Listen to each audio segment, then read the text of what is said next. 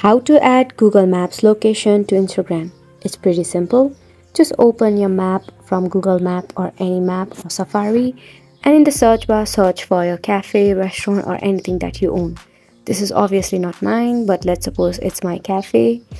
And once you type on that, just scroll to the side and you will see the share option. Just tap on that.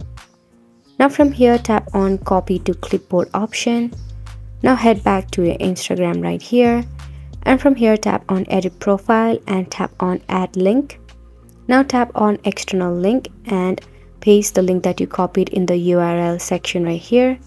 Now in the title you can just write anything. I'll just write cafe here, and at the top you can remove the front portion and you can just let it be like this and give it a tick mark.